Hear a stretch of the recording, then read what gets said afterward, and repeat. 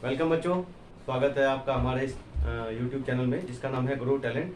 और इसमें हम पहले भी कई बार वीडियो बना चुके हैं। जैसे मैंने आपको आज इंजन के पार्ट्स के बारे में आपको बताऊंगा। तो पहले भी मैं कई बार आपको और नॉलेजेबल वीडियो बना के कई सारी चीज़ें बता चुका हूं। और आज हम बात करेंगे इंजन के पार्ट्स के बारे में। आप लोगों ने इंजन के बारे में सुना होगा, मैं पहले एक इंजन की वीडियो बना चुका हूँ, उसका लिंक मैं आपको डिस्क्रिप्शन बॉक्स में डाल दूंगा, आप वहां से उसको चेक कर सकते हैं। ठीक है, उसके बाद अब आज हम बात करते हैं कि इंजन के पार्ट्स कौन कौन से होते हैं। देखिए, इंजन की वर्किंग समझने से पहले आपको उसके पार्ट्स के बारे में पता होना चाहिए कि इंजन के पार्ट्स कौन कौन से होते हैं और उनका काम क्या होता है। ठीक है, तो यहाँ पर मैंने एक डायग्राम बनाया हुआ है। जब भी आप कभी इंजन को नेट पे सर्च करेंगे, आईसी इंजन को, तो उसका कुछ जो डायग्राम होता है वो लगभग इस तरीके से होता है। ठीक है, आपको उस डायग्राम को अब देख के ऐसे कुछ समझ में नहीं आता होगा कि ये एक्चुअल में है क्या, किस पार्ट का क्या नाम है, कौन सा पार्ट क्या काम करता है। तो उसको मैं एक सरल भाषा में समझाने की कोशिश करूंगा आपको। जैसे सबसे पहले, वैसे तो इंजन के बहुत सारे पार्ट होते हैं, तो हम आपको बारी बारी से कुछ जो इंपॉर्टेंट पार्ट्स हैं उनको मैं समझाता चलूंगा साथ साथ। देखिए, सबसे पहले आता है सिलेंडर हेड। जब इंजन होता है तो नॉर्मली क्या करते हैं, हम इंजन को 3 भागों में डिवाइड कर देते हैं, सिलेंडर हेड, सिलेंडर ब्लॉक और ऑयल सम्प। उन 3 भागों के बीच में ही ये सब पॉइंट लगे होते हैं, सारे पार्ट्स लगे होते हैं। ठीक है, तो सबसे पहले बात करते हैं सिलेंडर हेड की। सिलेंडर हेड गाड़ी का जो इंजन होता है उसका सबसे ऊपरी हिस्सा होता है, जैसे उसका नाम भी दिखाई दे रहा है, हेड। हेड माने सिर, यानी इंजन का जो सिर होता है, यानी जो सबसे ऊपर का भाग होता है, उसको हम सिलेंडर हेड कहते हैं। ठीक है, इसको कास्ट आयरन से बनाया जाता है, एल्यूमिनियम एलॉय से बनाते हैं बहुत सारे उसमें, और मिश्र धातु मिला दी जाती है एल्यूमिनियम के साथ, जैसे सिलिकॉन, क्रोमियम, मोलिब्डेनम, है ना। तो इन सब चीजों से मिला के या तो आप कास्ट आयरन से बना दो या फिर एल्यूमिनियम के एलॉय से बना दो। उसके बाद आती है बात सिलेंडर ब्लॉक की। ठीक है, सिलेंडर ब्लॉक एक तरीके से जिसके अंदर हमारा इंजन, पिस्टन, कनेक्टिंग रॉड और आपके और भी डिफरेंट टाइप्स, जैसे ऑयल गैलरी, वाटर गैलरी, ये सब होते हैं। तो उस पार्ट को हम कहते हैं सिलेंडर ब्लॉक। इसको भी कास्ट आयरन से बनाया जाता था पहले, और अभी कुछ कंपनियां इसको एल्यूमिनियम एलॉय से बना रही हैं। आगे बात करेंगे कि क्यों ऐसा बनाया जाता है, कि पहले कास्ट आयरन से बन रहा था लेकिन अब आजकल हम इसको एलॉय से बनाते हैं। ठीक, नंबर 3 पे आता है oil sump. Oil sump engine का वो वाला भाग होता है, यानी सबसे निचला जो हिस्सा होता है, उसको हम ऑयल सम्प कहते हैं।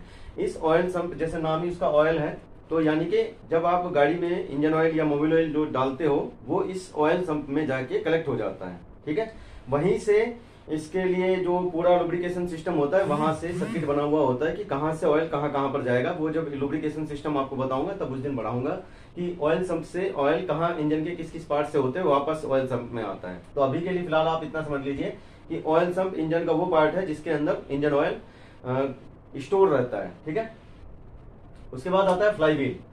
फ्लाईव्हील इंजन का सबसे ज्यादा इंपॉर्टेंट पार्ट होता है। अगर गाड़ी के अंदर फ्लाईव्हील ना हो तो आपकी गाड़ी नहीं चल पाएगी, या इंजन मतलब वर्किंग नहीं कर पाएगा सही तरीके से। ठीक है, फ्लाईव्हील एक तरीके से एक गोल प्लेट की तरह होता है, एक डिस्क की तरह होता है। उसके आउटर साइड पे, आउटर पेरिफेरल पे छोटे छोटे गियर बने होते हैं। ठीक है, जिस दिन फ्लाईव्हील आपको पढ़ाया जाएगा उस दिन फ्लाईव्हील के बारे में विस्तार से बताया जाएगा। फिलहाल आप इतना समझ लीजिए कि फ्लाईव्हील के जो आउटर साइड में जो गियर बने होते हैं वो सेल्फ की गियर से कनेक्ट रहते हैं, और जब जैसे आप गाड़ी में सेल्फ लगाते हो तो फ्लाईव्हील चल जाता है। फ्लाईव्हील के चलने से हमारा जो इंजन के अंदर जो अदर पार्ट्स लगे हैं, जैसे क्रैंकशाफ्ट, कनेक्टिंग रॉड, पिस्टन और इनटेक वाल्व, एग्जॉस्ट वाल्व, ये सब चलने लगते हैं और इंजन के अंदर की जो प्रक्रिया है वो स्टार्ट हो जाती है। ठीक है, तो यानी कि फ्लाईव्हील एक प्राइम मूवर की तरह काम करता है। ठीक, इसको भी कास्ट आयरन से बनाया जाता है, और ये क्या करता है कि इसका जो वेट होता है, ये अपने वेट की वजह से एक बारी पावर लेने के बाद उसको 2-3 स्ट्रोक को इंजन को घुमा देता है। जैसे आप मान के चलिए कि अगर मान लो हम इसको पावर स्ट्रोक के दौरान दे रहे हैं, तो सक्शन, कंप्रेशन और एग्जॉस्ट, इन 3 स्ट्रोक में इसको पावर की जरूरत नहीं होती है। ये अपनी उसी पावर से चलता रहता है और अपने साथ साथ और भी पार्ट्स को चलाता रहता है। इसके बाद बात करते हैं इनटेक मैनिफोल्ड। इन लिखा है यहाँ पे, इसका मतलब इनटेक मैनिफोल्ड है। इसका मतलब यह है कि जब इंजन चलता है, स्टार्ट होता है, तो उसके अंदर जो फ्यूल आता है वो किस तरीके से आ रहा है, किस रास्ते से आ रहा है। जिस रास्ते से फ्यूल अंदर आता है उसको हम इनटेक मैनिफोल्ड कहते हैं। ठीक है, एग्जॉस्ट मैनिफोल्ड, जिस रास्ते से एग्जॉस्ट गैसें, जो वेस्ट गैसेज है, वो बाहर एटमॉस्फेयर में निकल रही है, यानी एटमॉस्फेयर में जाने से पहले वो साइलेंसर में जाएंगी, कैटालिटिक कन्वर्टर में जाएंगी।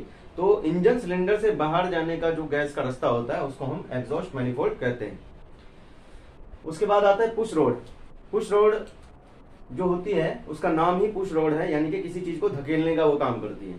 तो आपने देखा होगा कि इस वाले डायग्राम में मैं आपको दो वाल्व के बारे में बताऊंगा, इनटेक वाल्व और एग्जॉस्ट वाल्व। इनटेक वाल्व और एग्जॉस्ट वाल्व को ऑपरेट करने का जो काम करती है वो करती है रोकर आर्म, और रोकर आर्म को धकेलने का और वापस उसी इनिशियल पोजीशन में लेके आने का काम करती है पुश रॉड। ठीक है, जब आपको ये डायग्राम आपको दिखा दूंगा मैं इसका पुश रॉड का, इसमें आपको समझ में आ जाएगा कि पुश रॉड किस तरीके से काम करती है। ठीक, रोकर आर्म मैंने आपको बता ही दिया है, इनटेक वाल्व और एग्जॉस्ट वाल्व को ओपन और क्लोज करने का काम, ओपन करने का काम है, क्लोज करने का काम दूसरे डिवाइस का है, वो मैं भी बताता हूं। दूसरा है कैम शाफ्ट। अब देखिए कैम शाफ्ट क्या है, एक तरीके की शाफ्ट है जो कि पुश रॉड है वो क्या करेगी, हमारी कैम शाफ्ट पुश रॉड को ऑपरेट करेगी। ठीक है, उसके बाद पुश रॉड रोकर आर्म जो होती है, रोकर आर्म का ही मेन काम होता है वाल्व को खोलना। वाल्व पे जैसे ही वो कनेक्ट होगी अपना प्रेशर डालेगी तो वाल्व खुल जाएगी। तो यहाँ पे जो कैम शाफ्ट है इसका जो मेन जो वर्क है वो यही है कि वाल्व को ऑपरेट करने का काम इसी का होता है। ठीक है, उसके साथ अदर एसेसरीज में होता है पुश रॉड और रोकर आर्म। सबसे ज्यादा इंपॉर्टेंट है फिर लास्ट में स्प्रिंग। आपने यहाँ पे स्प्रिंग लगे हुए देखे होंगे इनटेक और एग्जॉस्ट वाल्व में। तो कई बार ये बोला जाता है कि कैम शाफ्ट का काम वाल्व को खोलना और बंद करना होता है, तो ये गलत चीज है कि कैम शाफ्ट का काम सिर्फ और सिर्फ वाल्व को खोलना है। जैसे ही उसके आगे स्प्रिंग लगे होते हैं तो वो स्प्रिंग क्या हो जाते हैं, ऐसे दब जाते हैं, प्रेस हो जाते हैं, और जैसे ही वो स्प्रिंग वापस अपनी इनिशियल पोजीशन में जाएंगे तो उसके द्वारा क्या होगा, वाल्व बंद हो जाएंगे। तो वाल्व को बंद करने का काम होता है स्प्रिंग का, और बाकी खोलने का काम होता है कैम शाफ्ट, रोकर आर्म और पुश रॉड का। इनकी एक कंप्लीट असेंबली होती है, उसके द्वारा जो है वाल्व को ओपन किया जाता है। अब देखिए इस डायग्राम में आते हैं। ये जो डायग्राम है, इस इधर के जो पार्ट्स थे मैंने आपको इनकी वर्किंग बता दी है। इधर के जो डायग्राम में जो पार्ट्स आपको दिखाई दे रहे हैं उनके बारे में बात करते हैं। मैंने आपको जब इंजन की वर्किंग पढ़ाई थी, इंजन का टर्मिनोलॉजी पढ़ाई थी, तो उसमें मैंने बताया था कि पिस्टन जिस पॉइंट तक ऊपर जा सकता है उसको हम टीडीसी कहते हैं, यानी टॉप डेड सेंटर। और जब नीचे आते हैं तो जिस पॉइंट पे पिस्टन नीचे आ सके, जिससे नीचे ना आ पाए, वो लास्ट जो पॉइंट होता है उसको हम कहते हैं बीडीसी, यानी बॉटम डेड सेंटर। इसके बीच की जो डिस्टेंस है उसको हम स्ट्रोक कहते हैं। ठीक, यहां तक की कहानी मैं आपको पहले बता चुका हूं। इसके बाद बात करते हैं इस डायग्राम की। तो ये जो पार्ट आपको दिखाई दे रहा है ये वाला, इसको हम कहते हैं पिस्टन। ठीक है, पिस्टन जो होता है इसमें इसके अपने भी 2-3 पार्ट होते हैं। जैसे पहले जो यहाँ पे डैश डैश करके मैंने आपको दिखाया, इसको हम कहते हैं पिस्टन पिन। तो ये पिस्टन पिन का जो काम होता है वो पिस्टन को कनेक्टिंग रोड से कनेक्ट करने का काम होता है, जोड़ने का काम होता है, उसको हम पिस्टन पिन कहते हैं। ठीक है, उसके अलावा आपको इस पिस्टन में 3 लाइनिंग दिखाई दे रही होंगी ऐसे हॉरिजॉन्टल। ठीक है, यहाँ पे लिखा भी है पिस्टन रिंग। तो जो पिस्टन रिंग होती हैं ये हमारी गाड़ी में, हमारे इंजन में 2 प्रकार की होती हैं। पहली 2 जो ऊपर की होती हैं इनको हम कहते हैं कंप्रेशन रिंग, और जो नीचे वाली रिंग होती है इसको हम कहते हैं ऑयल रिंग। तो जैसे नाम से आपको पता लग रहा होगा, कंप्रेशन रिंग का मतलब होता है कंप्रेशन बनाए रखना। ठीक है, और ऑयल रिंग का जो काम होता है वो ऑयल की जो सप्लाई होती है ऑयल को लॉक करके रखती है। ठीक है, यानी इस पिस्टन से, या मान लो सपोज करो नीचे वाली जैसे ऑयल रिंग होती है, नीचे वाली होती ही ऑयल रिंग है, इससे नीचे नीचे सारे में ऑयल रहता है पिस्टन के चारों तरफ। इस बॉल पे जिस पे पिस्टन चल रहा है उस पे ऑयल रहता है, इस सारी सप्लाई पे, इस जगह पे। तो ये ऑयल को ऊपर नहीं जाने देता है। और ये जो बीच वाली जो कंप्रेशन रिंग है, ये वाली और ऊपर वाली, ऊपर की तरफ क्या है, फ्यूल जल रहा है, उस फ्यूल को ये नीचे की तरफ नहीं आने देती है, तो लॉक करके रखती हैं दोनों ही रिंगें, अपना अपना काम जो करती हैं। उसके बाद बात करते हैं कनेक्टिंग रोड। कनेक्टिंग रोड, इसका मेन काम क्या है, क्रैंक शाफ्ट को पिस्टन से जोड़ना। ठीक है, यानी कि जो कनेक्टिंग रॉड है ये ऊपर अप एंड डाउन मोशन करती है, और उस अप एंड डाउन मोशन जो इसको मिलता है वो मिलता है पिस्टन के द्वारा। पिस्टन क्योंकि ऊपर नीचे मूवमेंट करेगा तो उसकी वजह से कनेक्टिंग रॉड भी ऊपर नीचे मोशन करती है। लेकिन ये क्या करती है, पिस्टन के अप एंड डाउन मोशन को नीचे की तरफ जब क्रैंक शाफ्ट से जुड़ती है तो वहां पर उसको रोटेटिंग मोशन में कन्वर्ट कर देती है। ठीक, ये क्रैंक शाफ्ट है। लास्ट में जो मेन इंजन की जो मेन शाफ्ट होती है उसको क्रैंक शाफ्ट बोला जाता है। और इसके बाद आता है एग्जॉस्ट वाल्व। ठीक है, जैसे मैंने आपको पहले बताया था कि जो इंजन के अंदर जब हम वर्किंग होती है, जो 4 स्ट्रोक होते हैं, तो एग्जॉस्ट वाल्व में क्या होता है, जो वेस्ट गैसेज जो इंजन से बची रह जाती है, जैसे आप साइलेंसर से धुआं निकलते हुए देखते होंगे, तो वो जो धुआं है उसको बाहर निकालने का जो काम करती है वो एग्जॉस्ट वाल्व करती है। ठीक है, और ये है इस तरफ जो है इनटेक वाल्व। जैसे आपको पहले बताया था इनटेक मैनिफोल्ड, इनटेक मैनिफोल्ड के लास्ट में जहां पे इंजन स्टार्ट होता है, इंजन सिलेंडर स्टार्ट होता है, उस जगह पे इनटेक वाल्व लगी होती है। इसका काम क्या है कि जो नया फ्रेश चार्ज आ रहा है, नया फ्यूल जो अंदर आ रहा है, उसको इंजन सिलेंडर के अंदर एंटर कराना। ठीक है, बीच में जो पॉइंट लगा है इसको हम कहते हैं स्पार्क प्लग। जैसे पेट्रोल गाड़ी में अगर जो फ्यूल जलता है वो स्पार्क प्लग की सहायता से जलाया जाता है, और अगर डीजल गाड़ी है हमारा तो इसकी जगह हम क्या करेंगे, एक नोजल होता है जिसको हम इंजेक्टर भी कहते हैं, वो लगाया जाता है। ठीक है, स्पार्क प्लग बेसिकली सेरेमिक का बना होता है, इसके आउटर साइड में सेरेमिक एक मटेरियल होता है, उससे बनाया जाता है इसको। और इसका मेन काम यही है कि जो फ्यूल है उसको जिस टाइम पे कंप्रेशन स्ट्रोक पूरा हो जाए उस टाइम पे स्पार्क जनरेट करना और फ्यूल को जलाना। ठीक है, तो ये कुछ इंपॉर्टेंट पार्ट्स थे बच्चों, इनको आप देख लीजिए। अगर कहीं कोई पॉइंट नहीं समझ में आता है तो आप इसको बताइए मुझे, और इससे नेक्स्ट वीडियो में हम बात करेंगे कि इंजन के जो वर्किंग है, 2 स्ट्रोक इंजन होता है और 4 स्ट्रोक इंजन होता है। अगर हम डीजल इंजन की बात करें तो वो भी 2 स्ट्रोक और 4 स्ट्रोक होता है, और एक अगर पेट्रोल इंजन की बात करें तो वो भी 2 स्ट्रोक और 4 स्ट्रोक हो सकता है। नेक्स्ट वीडियो में मैं आपको पहले 4 स्ट्रोक डीजल इंजन और फिर 4 स्ट्रोक पेट्रोल इंजन बताऊंगा, उसके बाद हम 2 स्ट्रोक डीजल इंजन और 2 स्ट्रोक पेट्रोल इंजन की बात करेंगे। अब मैं आपको यहाँ पे एक स्टार पॉइंट बता देता हूँ, एक बहुत ज्यादा इंपॉर्टेंट पॉइंट।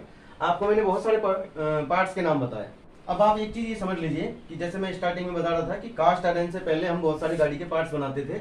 जैसे मेनली मान लीजिए सिलेंडर ब्लॉक, ठीक है, तो सिलेंडर ब्लॉक, सिलेंडर हेड, ये क्या करते थे, पहले हम कास्ट आयरन से बनाते थे, लेकिन आजकल क्या करते हैं, एल्यूमिनियम के एलॉयज का बनाने लगे हैं। एल्यूमिनियम एलॉय का बनाने का जो मेन रीजन है, मेन लॉजिक जो है ये है कि सिलेंडर कास्ट आयरन जो होता था वो होता था भारी, वेट उसका ज्यादा होता था, काम सेम ही करता था लेकिन उसका वजन ज्यादा होता था। अब उसको ही कन्वर्ट कर दिया है एल्यूमिनियम एलॉय ने, उसका वजन कम होता है, काम सेम करता है। तो अगर गाड़ी के ऊपर वजन कम होगा तो आपको पता ही है, जाहिर सी बात है, तो नॉर्मल गाड़ी क्या करेगी, माइलेज ज्यादा देगी। अगर हम गाड़ी का वजन ज्यादा कर देंगे, उसके पार्ट्स के वजन ज्यादा बढ़ा देंगे, तो गाड़ी का माइलेज ऑटोमेटिकली कम हो जाएगा।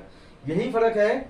जैसे कुछ गाड़ियां आपने देखी होंगी, एग्जांपल के तौर पे मैं आपको बताऊं, स्प्लेंडर गाड़ी और प्लेटिना गाड़ी आपने देखी होगी, तो उसका जो मेन रीजन यही है, कुछ पॉइंट है उनमें बहुत सारे, कि प्लेटिना गाड़ी का माइलेज ज्यादा होता है, स्प्लेंडर गाड़ी का माइलेज जो है उसके कंपैरिजन में कम होता है। तो उसमें से एक रीजन ये है कि प्लेटिना गाड़ी के जो पार्ट्स होते हैं इंजन के, वो हल्के मटेरियल से बनाए जाते हैं, और स्प्लेंडर गाड़ी के जो पार्ट्स होते हैं वो भारी मटेरियल से बनाए जाते हैं, जिससे उसका वजन ज्यादा होता है और कहीं ना कहीं वो माइलेज पे इफेक्ट करता है। ठीक है, तो एक वीडियो आपको स्पेशल मिलेगी इस चीज की कि प्लेटिना गाड़ी का माइलेज ज्यादा क्यों है और स्प्लेंडर का कम क्यों है। ठीक है, चलिए दोस्तों, आज के लिए इतना ही था। इंजन के पार्ट्स आपको समझ में आए हो तो प्लीज इसको वीडियो को लाइक कीजिए और चैनल को सब्सक्राइब करके आगे इसको शेयर करते रहिए। नेक्स्ट वीडियो में मिलेंगे आपके साथ। Thank you.